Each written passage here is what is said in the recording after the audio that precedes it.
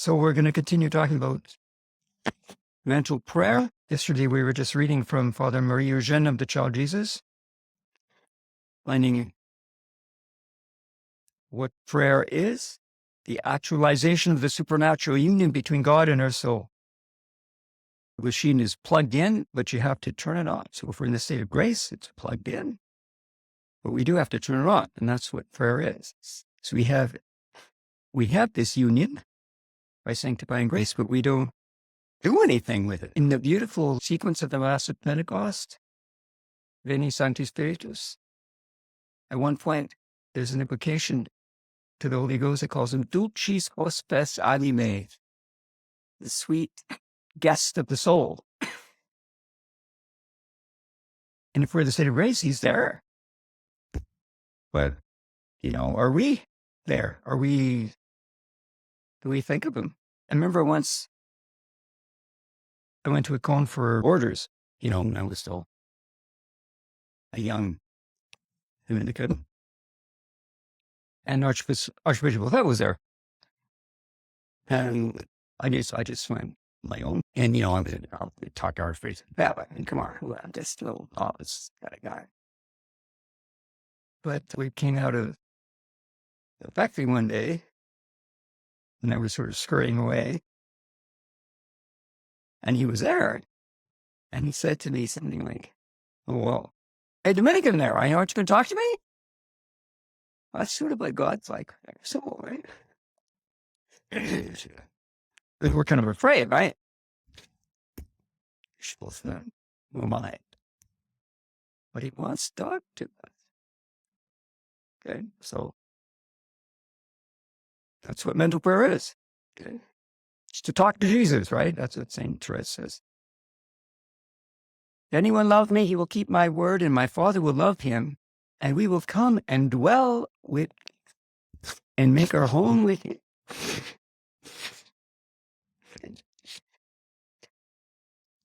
And anyone who has the misfortune to fall into mortal sin, God forbid, he's ready to receive us. Behold, I stand at the door and knock. He's outside. You put him outside. Well, he's there. He stands at the door and knocks. Anyone hears my voice and opens the door, I will come in to him and eat with him and he with me. See, that's what we're talking about. It's this communion. Commerce of love, as Teresa puts it, right? That's what prayer is, okay? Yeah. But it's important to remember this presence. Like he's really there. He said, it's in the Bible. I will come with my Father. It will dwell there. Okay, so this is real. I mean, we can't feel it, but it's there. I don't know if you ever, that's an old movie now. Hopefully you never saw it. Back when I was watching movies, there's a silly movie called The Roomie Class with Peter O'Toole. So you saw it. It's this English nobleman who ends up thinking he's God. That's great. At one point, someone asked him, "My Lord, when was it when you realized that you were God?" He said, "Well, I was praying and I realized I was talking to myself." Well, that's not what prayer is. You're not talking to yourself. He's there. Him, not you. Okay? Not talking to yourself. He by whom we know we are loved. Right? He's there. Per modum objecti, says St. Thomas. I quoted that from Father Eugène the other day. What does that mean? Per modum objecti. That is, he's there as an object is there. Because we, by faith and charity, I was talking about that before, that we really have God as he is in himself as our object. We know God as God knows himself by faith, and we love God as God loves himself by charity. Well, that's what we mean by the presence. He's there as an object is there in our soul. Because we have this true knowledge of him, supernatural knowledge of him. Because you see, when you know something, that thing is in you. Well, we'll do a little psychology. not actually speaking, the form that makes the thing be what it is becomes the form of your intelligence. It's kind of wonderful, really. But that's what knowledge is. The form that makes a thing be what it is becomes the form of your intelligence. Otherwise, you don't know it. Okay. So it's real. It's an intentional presence. That's where they use it. Explain that. But you don't become the tree. But the form that makes a tree be what it is becomes the form of your intelligence. That's what it means. That's an intentional presence. That's what it means. And when we know and love God by faith and charity, he really comes into our soul. He really informs it. Okay. So that's what it means. Per modum objecti, he's really there. I will come.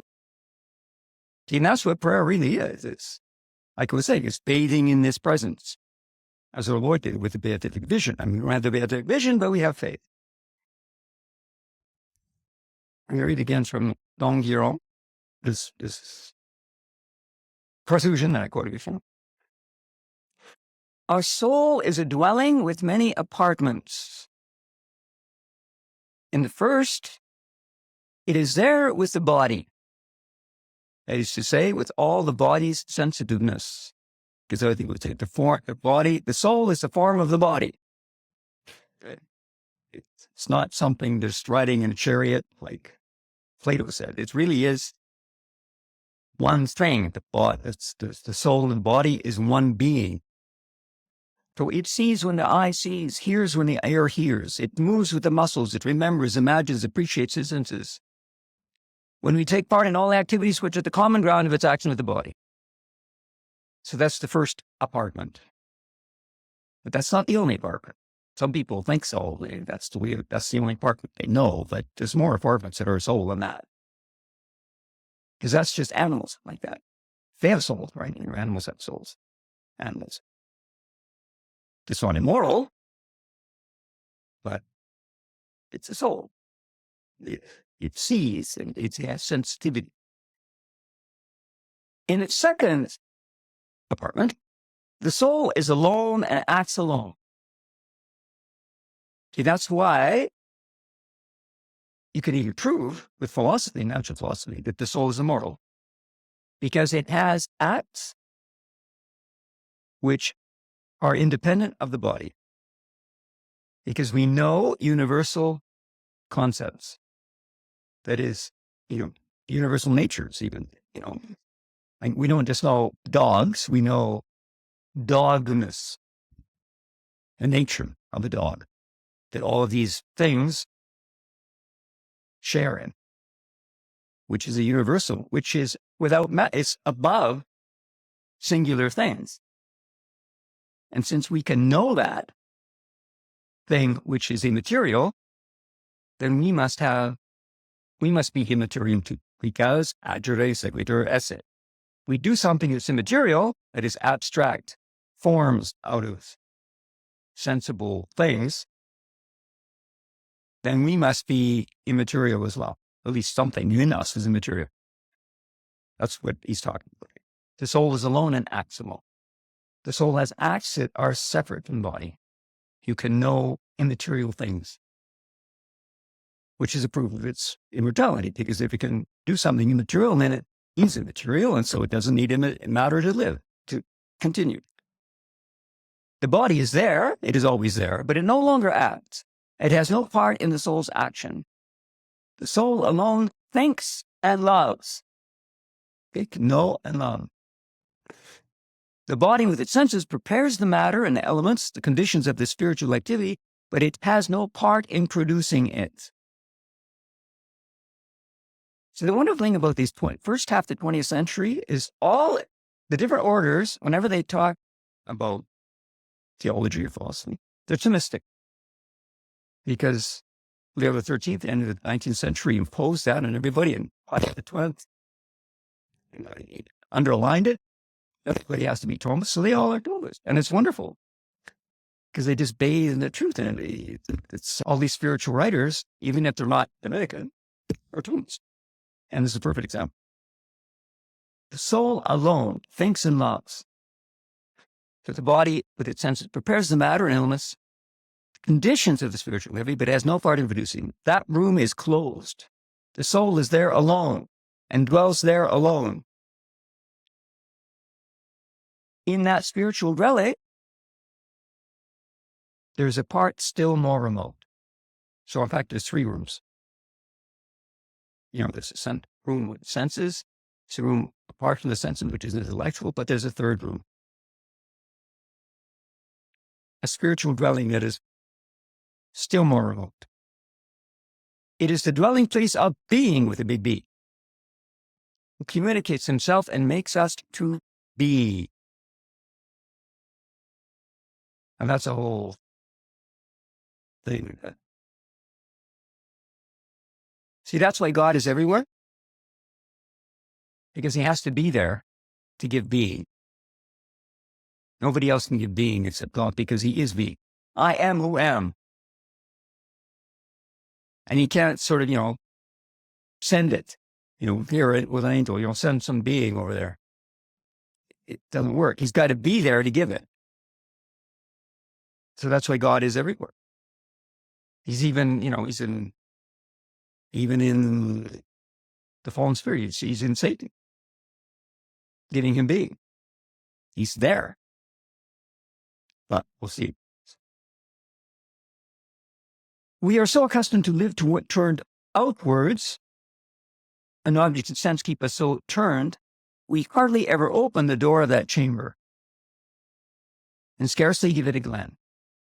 Remember I told you about the interior castle of St. Teresa of Avila? It's all about, going into the inner rooms. And she says most people just stay outside of the castle. They don't even get into it. They're outside, even with the objects of sense. We hardly ever open the door of that chamber and scarcely give it a glance. Many die without ever suspecting its existence. Men ask, where is God? God is there, in the depths of their being. And he is there communicating being to them. They are not him who is. Right, that's what he said to Moses, asked you where he went you down.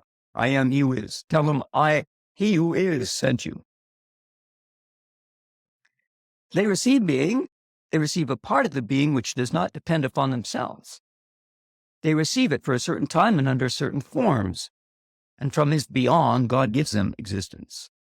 They exist only by his power and not only what he enables them to be. He is at the source of all they do. Remember, St. Paul says that in him we live and have our being. And that's what he's talking about. It's a natural presence of God in all things. See, and that's important because that's why we can have this direct relationship with him, because he's there. I mean, we'll see how that happens. Not everybody can have that. I mean, he's there, but he's everywhere. He's in table, he's in meat, Satan, dogs and trees. He's everywhere. To give being, everywhere there's being, he's there. But it's only this soul is in the state of grace that can have this relationship with him. But he has to be there so you can have it. And he's there by a natural presence, just by giving being. Good. See, that's important, right? I mean, prayer is not just sort of, make believe. It's just the opposite. It's the opposite of make believe. Starting to live a reality. Most people don't. They don't live out in the first compartment and never get in to the third one. Even the second one, we don't need to think about it. So to understand this, we have to think a great deal, and reflection, perhaps the highest form human act can take, has given place to exterior action and to local movement, both of which are common to animals and matter. Okay, this is the point. The soul that prays enters into this upper room. It places itself in the presence of that being, capital B, who gives himself and enters into communication with him. To communicate means to have something in common. And by this common element, to be made one. We touch, we speak, we open out to one another. Without this something, we remain at a distance. We do not communicate. God is love. We enter into communication with Him when we love. And in the measure of our love. The soul that loves and that has been introduced by love into that dwelling place where love abides can speak to Him. Prayer is that colloquy. Good. So much for the definition of prayer. Remember, that was our second section. A conversation with Him by whom we know we are loved was really present in our souls by the fact itself that we love Him. Okay. Faith doesn't really give that real presence. Like I say, He's really present everywhere, but not per modum objecti, not as an object. Love gives us this presence per modum objecti. Because by faith, you can sort of, somebody who has faith but they don't have charity, the presence of God in his soul is just like an idea. But when you have the supernatural love of God, there's a real presence. Because that's the difference between knowledge and love. You see, knowledge simply, you assimilate the thing to yourself. You take it. The concept of the tree is in you. But when you love something, it's the other way around. You become assimilated to it because you're drawn to it. You become like what you love. That's why St. Thomas says it's better to know things that are lower than you and to love things that are higher than you, which is God. It's higher than human soul because you become like what you love. So if you love lower things, well, you become lower because you become like that. Well, when you love God, you are lifted up because you become like what you love. And if you love God, you become like Him. And there's a presence of Him. His likeness is in you by the very fact that you love Him. Supernaturally. That's what talk was presence per modum objecti. He's really there. I mean, I think we all know that in a way, like just naturally, when you love somebody, they're kind of haunt you, right? They're kind of there. And if they're 1,000 miles away, it's per modum objecti. They're there as an object of your love. And that's the way God is in someone in the state of grace. And we shall come and dwell in Him. Okay. So in this way, mental prayer is necessary. Talking about necessity before, right? No, not only as a means to attain an end, which is, to be saved, we have to pray, but it's necessary as a sort of need. Because if you love someone, well, you naturally seek the conversation of that person. We said before, con naturali est amico cum amico. Okay, so it's necessary as a consequence. If you are in the state of grace and you need to pray. Because you need to talk to this person you love. I mean, you want to. It's part of having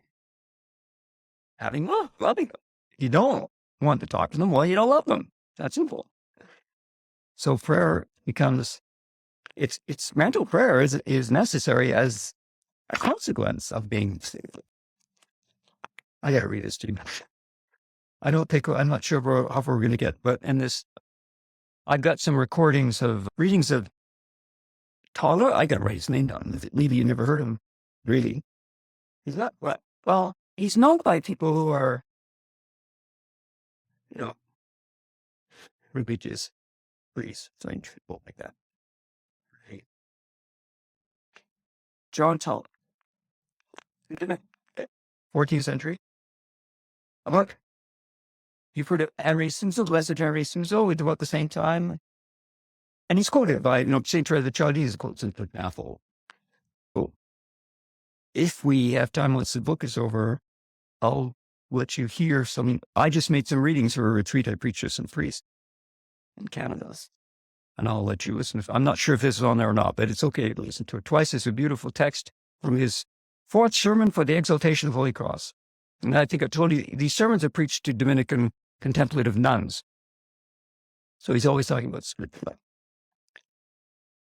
Man is really, as it were, three men. It's the same thing of what we're just saying with Don Guillaume. An animal man who lives according to the senses, a rational man, and finally a higher man, formed and reformed in the likeness of God.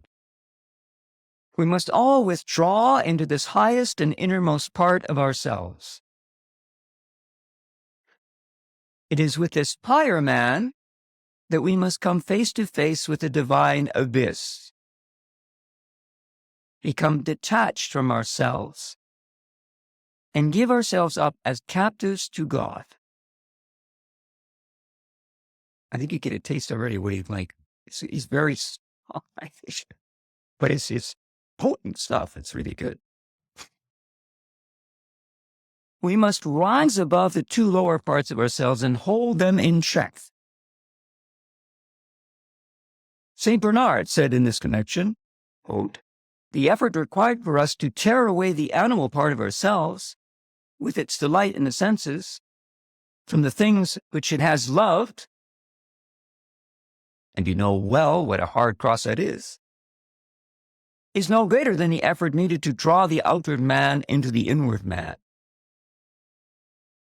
away from the things that can be seen and thought, into the invisible, into those depths which St. Augustine called the abitum mantis, the soul's hiding place. We won't have time to read them. When I do the full retreat, I read some passages from the commentary of St. Bernard on the Canticle of Canticles, and that's where that comes from. And he talks about how, well, it fits perfectly with our retreat. He says, God gives sensible graces to souls who are converting and they want to give themselves to prayer. He gives them sensible graces to draw them away from the world. And that's the beginning of the spiritual life.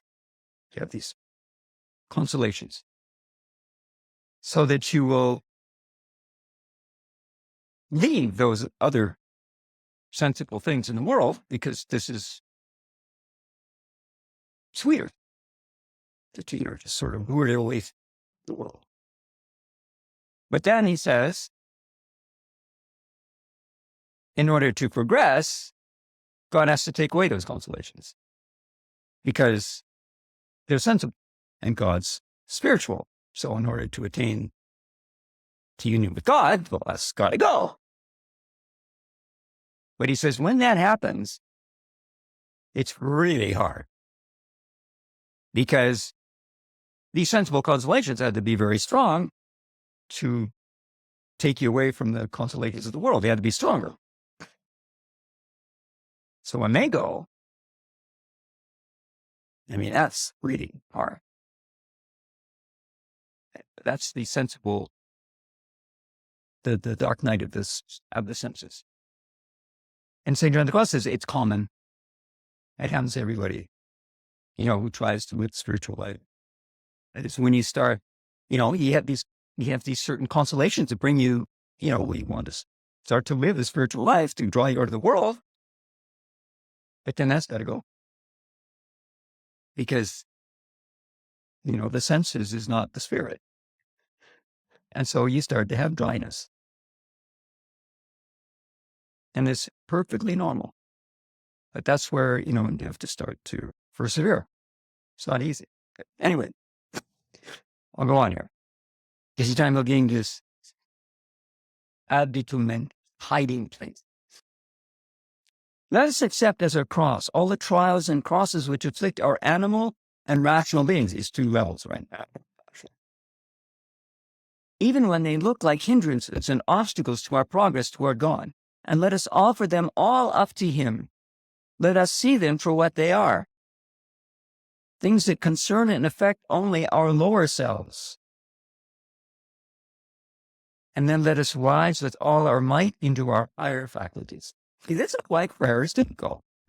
Well, there's very few people who do it and who progress in it. But that's why it's important to spell it out. St. John of the Cross, at the very beginning of his first book, the Ascent of Mount Carmel, he explains why he's writing. And he says, it's because to help people, he says, who are in this situation, when God begins to take away these consolations he gave at the beginning and draw them into the dark night so that they can be united to him, so they can sit, and they don't understand. And they run away. So what's going on? He says he's writing so that they understand what's going on. That's what it will continue.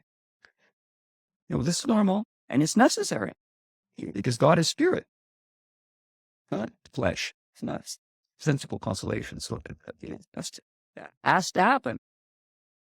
Let us see them for what they are, that things that concern and affect only our lower selves, and let us rise with all our might into our higher faculty. So you can't stay on this sensible level.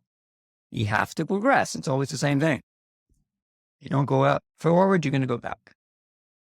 If you don't get up on the bridge, which is Christ, you're going to fall back into the river of sin. But it's hard to get up on the bridge, which is Christ, out there. But God will help you. Then he gives an example. These sermons are great because he's preaching to these nuns, right? They're not great theologians. But it's wonderful that the contemplative nuns have done it. I mean, you do give them something real, and they'll take it. And they'll run with it. And that's what he does. All these sermons are these Dominican contemplative nuns. So that's why they're so good, because they're very simple, but really deep at the same time. So this example he gives them to you. This is what Abraham did when he left his servant and his ass at the foot of the mountain and went up alone with his son. You know the story, right? God told him, Abraham called him. And what he's calling him to do is go up to the mountain and sacrifice Isaac, right? He didn't tell him at the beginning, but Abraham, okay, I'll do. So he goes up. So he takes his servant and his ass and his son. And he leaves the servant and his ass at the foot of the mountain and goes up the mountain alone with his son. You must do the same. The ass is your animal man, and what an ass he is. Also, he makes these funny remarks sometimes to keep entertain, wake up the sisters, And the servant is your natural reason, which is meant to serve you. The intellect can help you during prayer, but it's not, it can't go up the mountain. Your intellect. Okay. Leave them both behind, they asked, and the servant, the intellect. We'll see when we talk about methods, and it's not. The reason has a part to play, but it's not the essential thing. And the more you advance in prayer, the less the intellect does. So you leave it at the foot of the mountain. They have served their purpose. They have brought you to the foot of the mountain, your ascent toward God, but this is as far as they can come with you. You must leave them behind now and go up along with your son, that is, with your mind and heart, toward a secret place, the Holy of Holies, there to offer sacrifice. Offer yourself there, the whole of you, and hide your mind and heart, themselves hidden from your senses and reason, in the mysterious abyss of God. See, St. John of the Cross is exactly the same language. The dark night. Because everything else, it's this fine point of your soul, as they say in French, disunited to God. Everything else is gone. It's dark. Offer yourself there, the whole of you. This is what the prophet says in the Psalms. abscondiseos and abscondido facie tue. Lord, you will hide them in the hiding place of your face. In this hiding place, the created spirit is born back again into that uncreated state in which it was eternally before it was ever created. That's a funny notion that Polar has. It comes from, what's the thing? Oh, I remember. There's a Dominican before him who was condemned as a heretic after he died. What was it? You know his name, a German. I can't remember his name right now. Anyway, that's sort of, he was one of his disciples. So he has some ideas a little bit different sometimes. You know, into that uncreated state in which you were before you were created. What was that? To be, anyway, in the mind of God. You see, it's true, we were all in the mind of God before we were created, right? From all eternity. So that's what he's talking. There it knows itself in God. It sees itself as a created thing still, but in God all things in which these depths exist are God. When a man enters here, Proclus says, Proclus was a pagan philosopher, he pays no attention to anything which may happen to the outward man, poverty, suffering, mistakes. And the prophet also says, Lord, you will hide them from the troubles of men. And both these sayings confirmed by our Lord are confirmed by our Lord's, where he also said, I am in the Father, and the Father is in me. Likewise, I am in you, and you are in me. Okay, it's easy. But like I said, they translated a lot of his sermons into English, and the book is around. You can find it on Google, I think. All right, so we have a little bit more time. No, not much, but we'll just introduce this next sections on methods. Now, in this section, there's going to be two parts. There's firstly a preliminary preparation for prayer, which is really important. Often we can't pray because we haven't done that. And then secondly, the methods themselves. And the preliminary preparation itself is double. It's negative, which means typically mortification. That's it, mortification, or we'll be able to pray. And positive, which is reading. There's a certain amount of spiritual reading you need to do in order to be able to pray. Okay. So first of all, mortification. It requires what's called asceticism, which comes from a Greek word which just means to ascend. You have to climb the mountain. That we're talking about today, with transfiguration, you have to climb the mountain. So, Lord, I bet it was pretty hard. The story with St. Dominic, where these friars just couldn't follow him, just went too fast. He would go 50 miles a day walking. That's a lot. That's fast. And there's a story about him, these friars just couldn't take it. Then they rebelled against them, and some other lay brothers are with him. No, what do you mean? We're not going to follow you. We're going to go with the shepherd.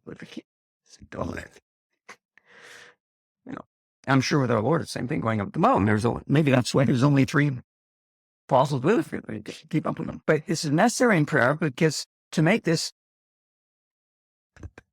because the definition of prayer, classic definition is ascensio mentis in Deum, the ascension of the mind to God. So it really is like climbing a mountain. The ascent of the mind to God. But to do that, you have to be free. You can't carry a bunch of stuff with you. You have to be detached. And to be detached, you have to mortify yourself. It's not complicated.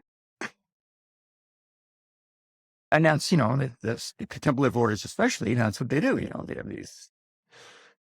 The Carthusians, for example, they fast every day of the year because it helps them pray. Okay. You have to mortify yourself. Of course, it depends on your state of life and everything. But the important thing in mortification, physical, corporal mortification, is not, not eat anything. It's to mortify your taste. It can just be not taking sugar in your coffee or something. And it's not a matter of getting fixed on these little things either. It's interesting. Both St. Bernard and St.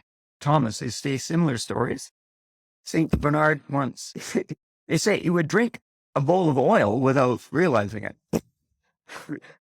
Because he was so mortified as to me. He had so mortified his senses, he didn't realize he was drinking oil instead of water.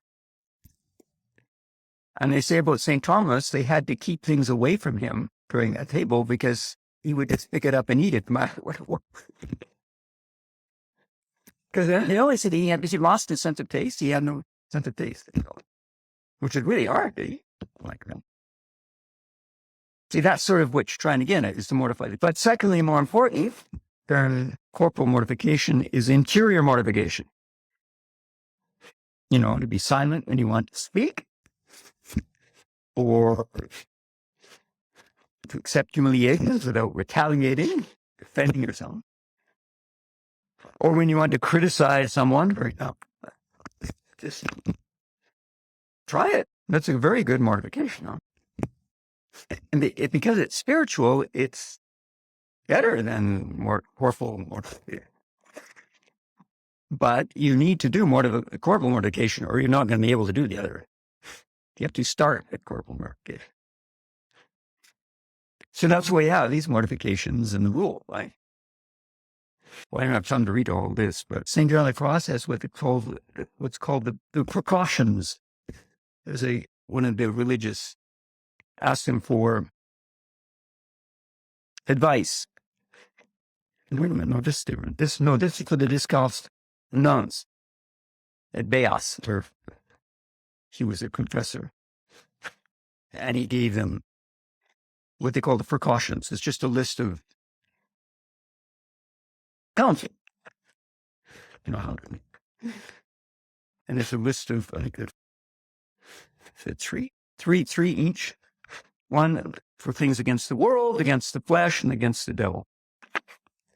I just leave them out here so for anyone to read them during them. You don't have time to look at all that. But they're a strong drink, huh? But they're really good.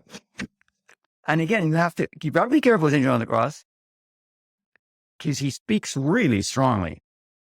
I mean, in that, for example, when he talks about the family, I mean, basically, you read that, so I have to disown my parents. And yet, he himself, with his family, he was really really loving. I mean, he had his brother come and work. And his mother, too, was there, and she was knitting. And so, I mean, you say, well, he's contradicting himself. He doesn't put in practice what he says. So it's a little bit mysterious. But, I mean, I think you can't take it literally what he's saying. But get the spirit of it. It doesn't mean, you just sort of disown your mother or your father, because you didn't. But if you read it, wow.